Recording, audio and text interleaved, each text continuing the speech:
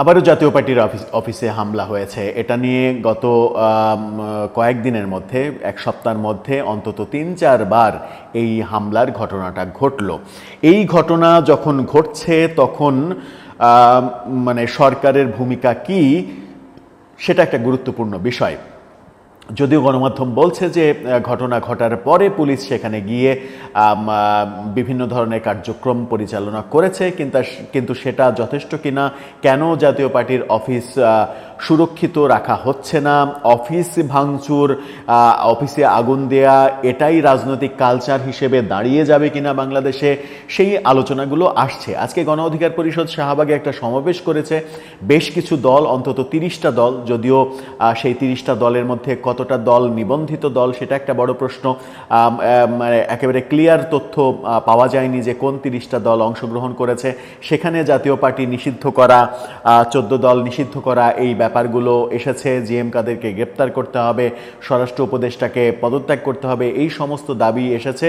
এবং তারপরেই আমরা দেখলাম, গণমাধ্যমে খবরও হলো যে সেই সমাবেশের পরেই সন্ধ্যায় আবার জাতীয় পার্টির অফিসে হামলা করা হলো, আগুন দেয়া হলো। কি হলো আদতে একটু বোঝার চেষ্টা করব, কেন হচ্ছে এটা বারবার।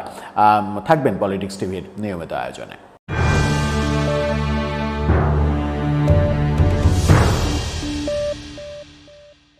দর্শক, বলছিলাম জাতীয় পার্টির কেন্দ্রীয় অফিসে পল্টনে আবারও, বিজয়নগর মূলত পানির ট্যাঙ্কের কাছে তাদের অফিস, সেখানে আবারও হামলা হয়েছে এবং অগ্নিসংযোগের ঘটনা ঘটেছে। গণমাধ্যম যেটা বলছে সেখানে সেটা দেখে নিতে পারেন, সেখানে ছবিও দেয়া আছে। জাতীয় পার্টির কার্যালয়ে আবার হামলা, অগ্নিসংযোগ। সেখানে হামলার এবং অগ্নিসংযোগের দৃশ্য আমরা স্পষ্ট দেখতে পাচ্ছি। সেখানে বলা হয়েছে যে আবারও হামলা হয়েছে কেন্দ্রীয় কার্যালয়ে জাতীয় পার্টির। শুক্রবার সন্ধ্যা 7টার কিছু পরে রাজধানীর কাকরাইলে এই হামলা ভাঙচুর চালায় গণ অধিকার পরিষদের নেতাকর্মীরা। আদতে এটা কাকরাইল না, এটা মানে অঞ্চলটা বিজয়নগর হবে নাকি পল্টন হবে নাকি কাকরাইল ধরে ঠিক বোঝা যাচ্ছে না। পানির ট্যাঙ্কের পাশে হোটেল ৭১-এর অপোজিটে জাতীয় পার্টির অফিস। এই সাইডটা কাকরাইল ধরে কিনা আমি নিশ্চিত নয়। গণমাধ্যম যেহেতু কাকরাইল বলছে, তাহলে ওই সাইডটা হয়তো কাকরাইলই ধরে। জাতীয় পার্টির একাংশের প্রেসিডিয়াম সদস্য রেজাউল ইসলাম ভূঁইয়া গণমাধ্যমকে এই তথ্য নিশ্চিত করেছেন। গণ অধিকার পরিষদের নেতাকর্মীরা মিছিল নিয়ে এসে দলীয় কার্যালয়ে আগুন দিয়েছে, এমন তথ্য তিনি জানিয়েছেন। বলেছেন এটা অগণতান্ত্রিক মবের রাজনীতি চলছে। আর একটা ছবিতে দেখা যাচ্ছে জাতীয় পার্টির অফিসের একতলার সানসিডে উঠে ভাঙচুর চালাচ্ছে, সেই ছবিটাও আপনারা দেখে নিতে পারেন।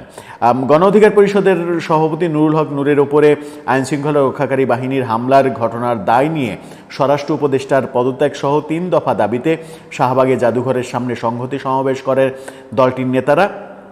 পরে তারা পল্টনে নিজেদের কেন্দ্রীয় কার্যালয়ে রওনা দেন। এরপরেই জাতীয় পার্টির কার্যালয়ে হামলা এবং অগ্নিসংযোগের ঘটনা ঘটে। বিক্ষুব্ধ নেতাকর্মীরা কার্যালয়ের ভিতরে ঢুকে ভাঙচুর চালানোর পাশাপাশি বিভিন্ন কক্ষে আগুন ধরিয়ে দেন। পরে সেখানে পুলিশ এলে পরিস্থিতি উত্তপ্ত হয়। পরিস্থিতি নিয়ন্ত্রণে পুলিশ জল কামান থেকে পানি ও সাউন্ড গ্রেনেড নিক্ষেপ করেছে। এতে উত্তেজিত জনতা আরও বেপরোয়া হয়ে উঠেছে। পুলিশ আস্তে আস্তে জাপার কার্যালয় থেকে বিক্ষুব্ধদের সরিয়ে সেখানে অবস্থান নিয়েছে। আরেকটি ছবি দেখে নিন, অন্ধকার, ধোঁয়া, আগুন, এই ব্যাপারগুলো দেখে মানে ব্যাপারটা মনে হচ্ছে যে একটা যুদ্ধাবস্থা চলছে। সর্বশেষ পাওয়া খবরে পুলিশ সাউন্ড গ্রেনেড ছুড়ে বিক্ষোভকারীদের ছত্রভঙ্গ করে দিতে সক্ষম হয়েছে। বিক্ষুব্ধরা এখন বিজয়নগর প্রধান সড়কে অবস্থান করছে। অর্থাৎ সন্ধ্যার পরে, 7টার পরের খবর এটা। গত মাসে 2 দফা হামলা করা হয়, ভাঙচুর করা হয়, আগুন দেওয়া হয়।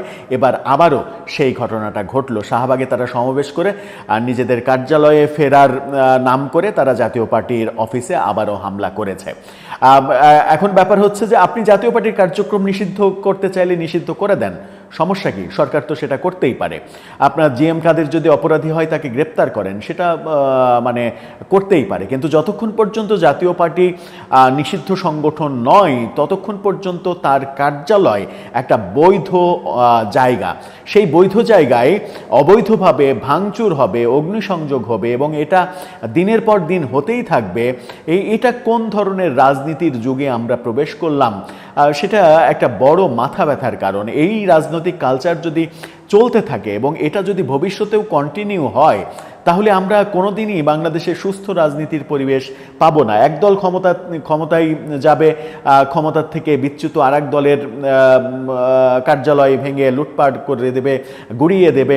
তারপরে আবার আরেক দল যাবে, আবার তারা ভাঙচুর করবে, আরেক দল যাবে, তারা ভাঙচুর করবে। এই ভাঙচুরের রেওয়াজটা যদি চলতেই থাকে তাহলে তো আমরা কোনো মানে রাজনীতির শুভ দিক উদয় করতে পারবো না। রাজনীতির যদি শুভ দিক আমরা খুঁজে না পাই তাহলে রাজনীতি আদতে চলে যাবে আস্থা করে ভাগাড়ে, এবং সেই জায়গায় রাজনীতির বাইরের লোকজন কিন্তু চলে আসবে ক্রমেই রাষ্ট্র ক্ষমতায়। এখন যেমন অন্তর্বর্তীকালীন সরকার চলছে এবং অন্তর্বর্তীকালীন সরকার রাজনীতির লোক না হওয়ার কারণে সরকারের বিভিন্ন কার্যক্রমে তারা ব্যর্থতা দেখাচ্ছে, এমনটা সরকার একের পর এক অরাজনৈতিক সরকার আসতে থাকলে এই ব্যর্থতার সাগরেই আমরা ডুবতে থাকব। আবারও আমরা মানে ব্যাক স্টেজে চলে যাব, পেছনের দিকে আমরা ধাবমান হব। সামনে উন্নয়নের যে জোয়ার ধাবমান হওয়ার কথা সেই লাইনে আমরা থাকতে পারবো না, আমাদের দেশটা পিছিয়ে যাবে। আর আমাদের দেশটা পিছিয়ে গেলে অর্থনীতি যদি বিপদে পড়ে, রাজনীতির কারণে যদি অর্থনীতির সর্বনাশ হয়ে যায়, তাহলে দেশে দুর্ভিক্ষ হবে, দেশে গৃহযুদ্ধ হবে, দেশ আফগানিস্তানের মতো একসময় শ্মশান হয়ে যাবে।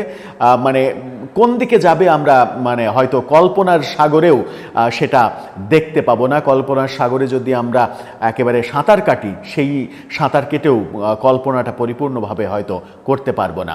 আমার মনে হয় যে এখান থেকে রাজনীতিবিদদের শুভ বুদ্ধির উদয় হওয়া উচিত এবং খুব দ্রুতই উচিত, এবং সরকারেরও এই ব্যাপারগুলোতে জিরো টলারেন্স আনা উচিত, যেন একটা রেওয়াজ তৈরি না হয়ে যায় এই ভাঙচুর, অগ্নিসংযোগ, এই কালচারটা।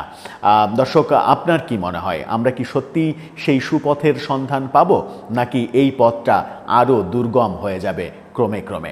আপনার মতামত জানিয়ে লিখতে পারেন আমাদের কমেন্ট বক্সে।